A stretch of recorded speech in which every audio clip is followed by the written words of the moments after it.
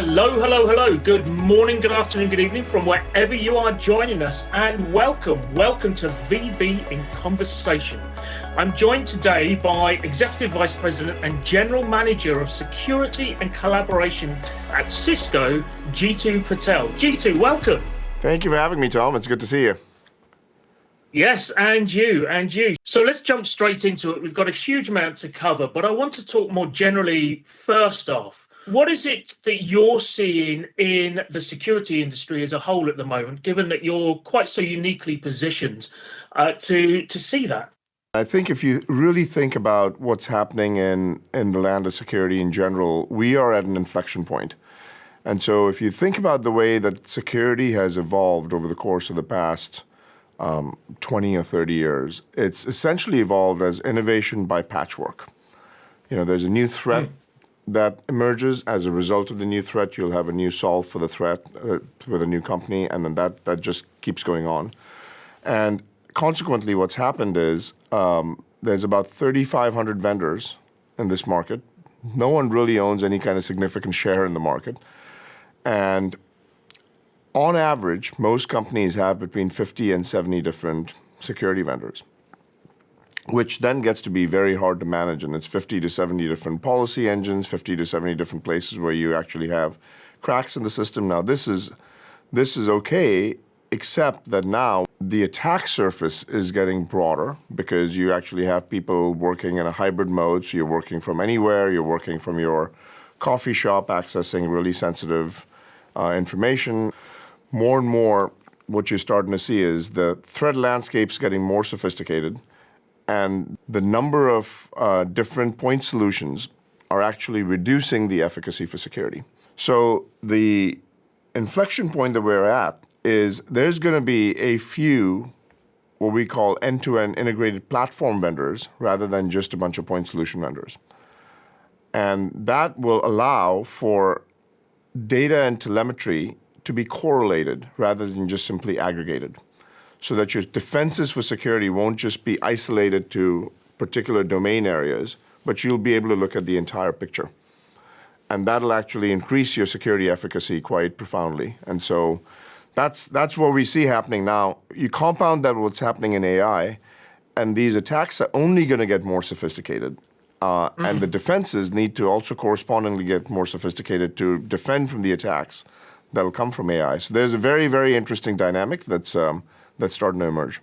But to your point about AI, with the introduction of AI, do you think that's going to sort of almost consolidate the vendors? Only some of the bigger players or some of the more focused players will be able to compete and contribute to the market as a result? No, I actually think the way that I don't even think as platform vendors emerge that the 3,500 vendors just disappear. I think there's going to be a vibrant ecosystem of vendors. What's going to happen, though, is those vendors will integrate into the platform, and there'll be a few ways that policy will be managed. There'll be a few ways that telemetry can be looked at end to end. And so that's what's going to happen more so than these 3,500 vendors will become three. I don't think that's going to be the scenario that at least we see happening. And I think there's a lot of value in having vibrancy in the ecosystem and startups going out and coming up with new solutions and solves. It just is not tenable for an organization to have 50 or 70 different policy engines where you have to have 50 or 70 different places where you would actually be able to manage these attacks. And today, those defenses are very isolated. You look at email very separately from looking at web. You look at web very separately from looking at endpoint. When you have a platform, you can correlate the telemetry across the entirety of the end-to-end systems, even from other third-party vendors. And that's actually what gives you a lot of high resolution and security. Now, what's happening with AI is really interesting. The volume and the quality of attacks that are happening today no longer can be handled at human scale. They have to be handled at machine scale, right? And when you think about because that's how we're being attacked, at machine scale. At machine scale, and it's a very coordinated set of attacks, and it's a very uncoordinated set of defenses. And you need to make sure that it's easy for the attacker to penetrate, and it's hard for the defender to defend. It should be the other way around.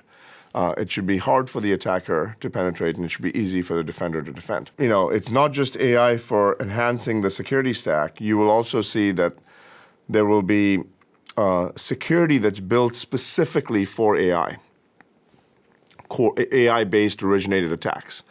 And so that's the second area that you'll see a fair amount of movement and progress. And then the third one is keeping AI itself safe and secure, so that when you actually add a question to ChatGPT or someplace where you're going to be entering something in a prompt, that you're not sending sensitive data that your company doesn't have a policy to send, that there might be some DLP on the egress as well as some kind of filtering on the ingress. And the one thing that I will say is really exciting to see is how the use of AI and natural language specifically, this kind of generative models, will change the user experience within these different, within the software industry. Every single one of these major kind of evolutions of interfaces brings about another billion or so people into the mix, right? Now, when you go back to what you had talked about earlier, when you do have a talent shortage and you make it much easier for the security practitioners to go out and use these systems, more people can participate in helping organizations stay safe. And so I do think that there's going to be this kind of very interesting dynamic of, as you make user experiences much easier to use, there will be more people that participate, and AI will play a role of augmenting human judgment. What I think we have to make sure that we keep in mind also is there's going to be a lot of roles that might get automated out because of AI. And so how is that going to change, and how do we make sure that as a community, we are reskilling and retraining the workers, because that will have societal implications. Now, I want to pivot again to one of your opening points, where we talked about isolation of our data points, of our collection capabilities, etc., when it comes to telemetry for maintaining security of our environments, is causing us more problems. How do we get around that without putting all of our eggs into one basket, if you'll excuse the analogy? As you start thinking about this notion of having the right telemetry so that you don't have an isolated set of defenses, what's important is that you get an end-to-end view across your entire attack chain and say, not only am I going to have telemetry that is native telemetry in each one of those domains, but I'm going to be able to correlate that telemetry so that I know that when something's happening in an email I receive and a process got kicked off in an endpoint, those two things, when I correlate them, I know that that actually seems anomalous and there might be a breach in the making. And that's, even though they're from two very different sources. Yeah, and so the ability to detect things out of the norm, an anomaly, is going to be something that you have to do at machine scale. And that's where I think you'll see a tremendous amount of innovation that can happen. And by the way, frankly, the other big area on the platform side is, when you have 50 to 70 different policy engines, that's 50 to 70 different places where policy contention can happen. That's 50 to 70 different cracks in the system, like I talked about earlier. So the platform is a wrapper, in a sense. It can also act as gathering of telemetry in various points as well, if you don't have a point solution in those areas. But it does act as a wrapper for all of those 50, 70 vendors that you might have. There's so much telemetry of packets traversing a network.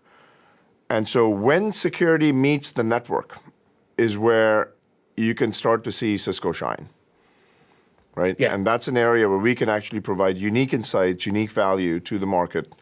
And that's an area that we're actually focusing on very heavily, because there is insight that's being lost there right now because most people don't have access to that data. And we actually have access to the NetFlow data from the network. We have NetFlow data on the endpoint. We've got email data. We've got web query data. All of those things pulled together creates a very different level of resolution for security. Where we are at the moment, it's much easier to go back in time and say, that was the point that the malware was injected. For instance, there was a large retail store breached a number of years ago, and they found after the fact, going through the logs, they found the exact time and day and instant that the malware was injected.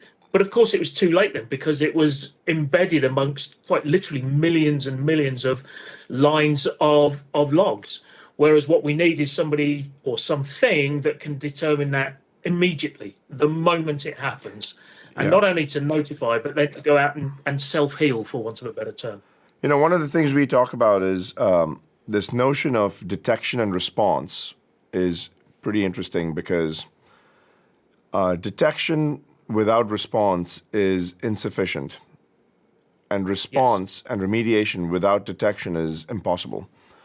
And the bridge between the two is investigation. And what we need to do is make sure that we can shorten the time to investigation, so that you can have an effective, almost near real time ability to detect and then respond and remediate as quickly as possible, ideally in an automated or semi-automated manner.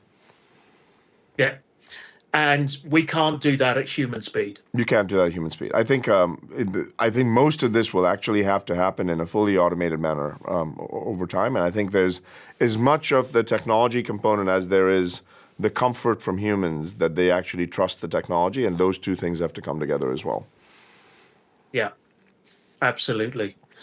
Well, I've just got one final question. Going to throw this one in here. It's going to come out of left field, I'm afraid, but something our viewers often like to learn is there a habit or practice or learning from your professional life that you've been able to carry over to your personal life? Maybe it even involves AI, I don't know. You know, I haven't mastered this yet, but I had a coach who gave me this one advice, and I have not mastered this yet. So I'm working every day to make that happen. But he had told me one time, he had said, people aren't upset with facts, they get upset with tone. So give them the facts and watch your tone. That's a lovely note to end on as well. Jeetu, thank you so much for your time today, for your insights, and for certainly your viewpoint from the heady heights of AI. Thank you so much. Thank you for having me. And thank you for watching. Remember to check out VentureBeat.com for more stories about the tech revolution, subscribe to our newsletters, and check out our other VB in Conversation videos at VentureBeat.com.